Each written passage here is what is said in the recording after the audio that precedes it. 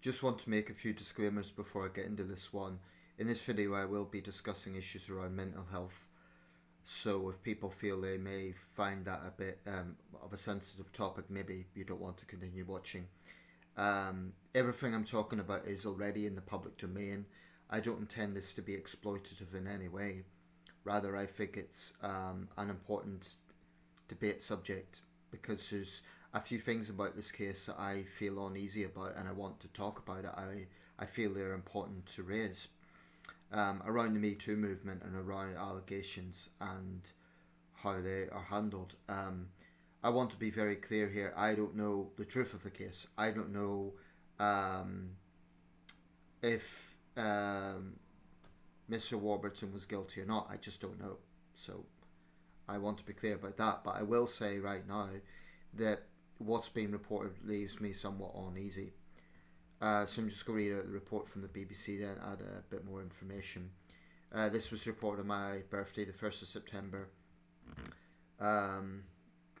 And it involves the former Conservative MP David Warburton, who represented Somerton and Frome in Somerset from 2015 to 2023. So I'll just read out the report, it's not too long. The report's by Lee Bibure. An ex-MP who quit politics after allegations of sexual misconduct has died suddenly aged 59. David Warburton, who represented the Somerton and Frome constituency in Somerset until June 2023, died in London on the 26th of August. The Metropolitan Police said a man in his 50s was found dead by paramedics at an address in Chelsea, West London. He was 59. Officers are treating the man's death as unexpected but not suspicious, the force added. Marcus Fleischer, former Conservative MP for Yeovil, told the BBC Mr. Warburton was a steadfast colleague and defender of Somerset and Britain. "I'm so very sad to hear this news and my thoughts are with David's family and friends," he said. David was a talented and sensitive person with a great flair for words and passion for his constituents. Mr. Warburton was suspended by the Conservative Party in April 2022 when claims of sexual misconduct were made against him, which he denied. The allegations were later withdrawn and an investigation by the House of Commons Independent Expert Panel was closed. Mr. Warburton resigned as an MP in June 2023 after admitting taking cocaine. He had served as MP for the former Somerton and Frome constituency since May 2015. A by-election triggered by his resignation was won by Liberal Democrat candidate Sarah Dyke. The seat was abolished because of boundary changes which came into effect at the 2024 general election. So the resignation wasn't over the allegations but the fact he'd taken cocaine, and that's, let's be clear, that's an illegal Class A drug, so that is what it is. It's an illegal Class A drug. I don't think that politicians should do that when ordinary people would certainly face criminal charges for doing so. But what makes me uneasy about this case is a few things. Firstly, is the fact that the allegations against him were withdrawn. Now I'm going to read out a piece from the Wikipedia article on this regarding the withdrawal of the whip. Let's see.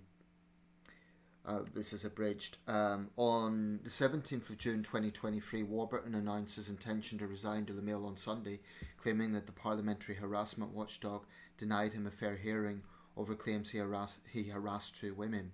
He admitted to taking cocaine after drinking whiskey with a third woman. That's a pretty lethal combination. You don't need to be, a scientist to see that. After resigning, Warburton said that the Me Too movement's pendulum has swung too far and he wanted to swing back to a fair place. He apologised for using cocaine but denied sexual misconduct. Those are two separate things. Using cocaine, it's illegal, it's a Class A drug, but that doesn't mean he's guilty of what he was accused of. And this is the significant thing in the intro to the Wikipedia article. On his election in the 2015 general election, he represented the Conservative Party but was suspended from the party in April 2022. This was under the Johnson government, pending the outcome of an independent complaints and grievance scheme investigation into allegations of harassment and Class A drug use. On the 17th of June 2023, Warburton announced his resignation as an MP, triggering a by-election. On the 16th of July 2023, an investigation into the allegations against Warburton was closed as materially flawed with the comment, "The complainant has withdrawn her complaint." Now, my question is, why would she do that? Why would she withdraw that? I'm not sure if the other women who made allegations have withdrawn their allegations. Now, to be clear, I don't know if the man was guilty or not. I just don't know. I'm not saying he was innocent. And just because someone has died prematurely, perhaps from mental health issues, doesn't suggest innocence in of itself. But I'm just going to put it out there. If this was an innocent man who had his life destroyed by false allegations, that's a terrible thing. And what I find troubling is a lot of comments on this case are callous, heartless, just immediately jump into conclusions. What I would say is we just don't know. And that is the problem with allegations. Even if someone is cleared, even if a case is dropped, that air of suspicion is always, always there. Now, it has to be said these events happened 2 years ago, so it's no direct indication that his death in the last few weeks is directly related to that. It may not be. It may have been a medical issue. We don't know. But I just find it a little bit unsettling. And I do think, I frankly agree that there's some aspects of Me Too have went too far.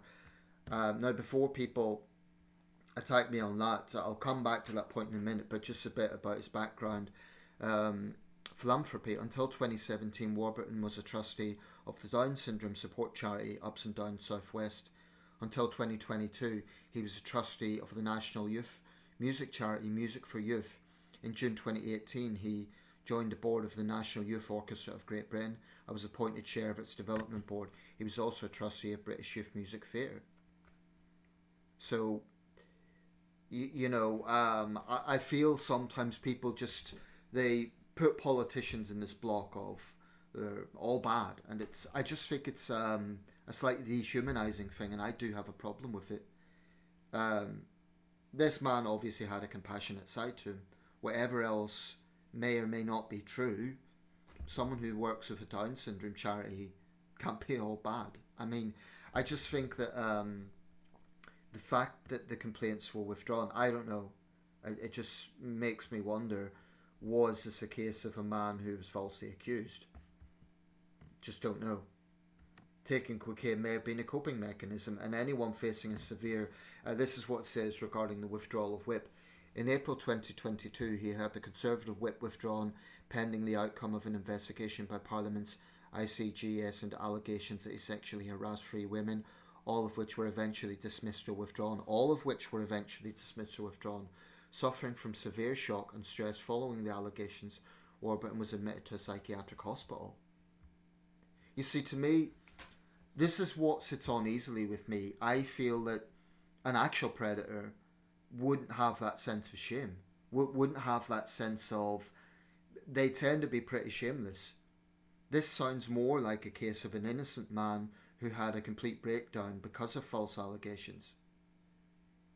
And I will say this, if they were false allegations, and I have to say if, because I don't know, that is utterly... I hope the women who done that feel thoroughly ashamed of themselves, if that is the case.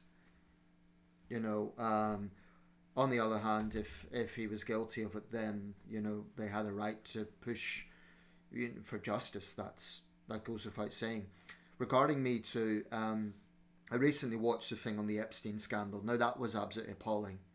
Epstein was an arrogant POS, and the corruption in the Florida justice system that allowed him to get away with that.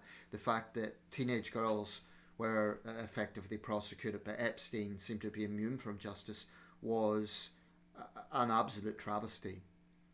Me Too absolutely had a foundational basis in the sense that there was absolutely a culture, and there probably still is in some quarters, of powerful men getting away with it. That's wrong. This idea that you cannot make allegations against that person because they're a powerful film executive or businessman or politician or judge or whatever the case may be. If we look at the Savile thing, it's that's more regarding minors as opposed to adult women. But nevertheless, in the Savile case, we saw that the girls who did make allegations were basically told they were troublemakers by the BBC.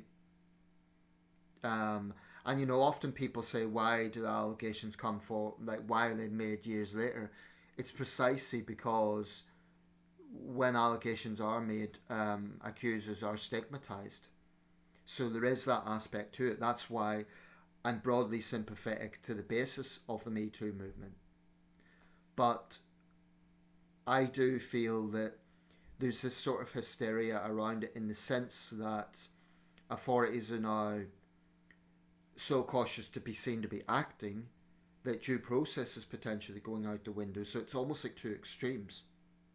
I read a case recently of some firearms officers in Edinburgh who got sacked because they took selfies with a model on the street.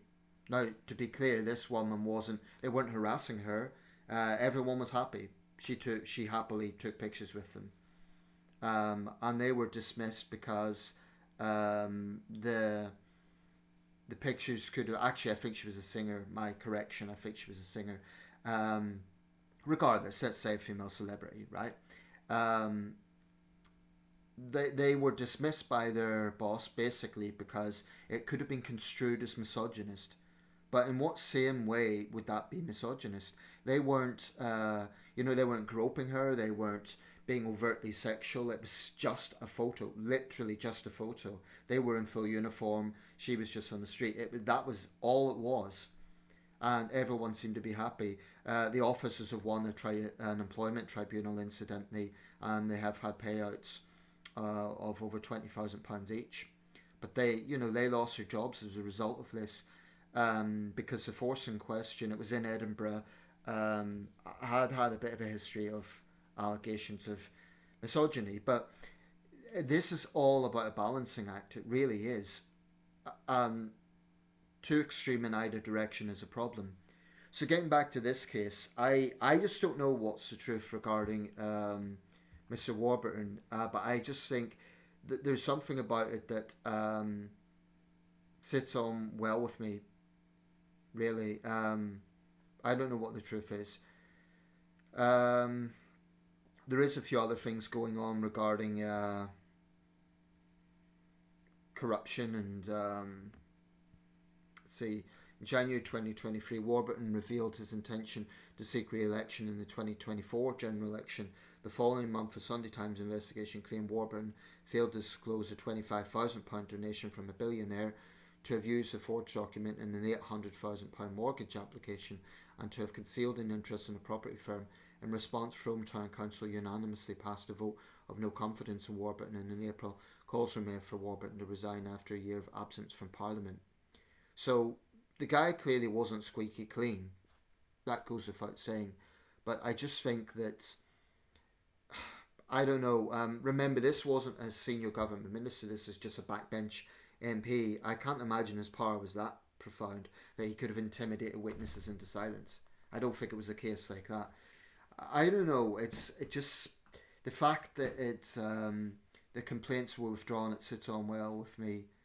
But I'm not saying the guy was totally innocent. He clearly had some corruption going on, and it's right that the whip was withdrawn, but who knows?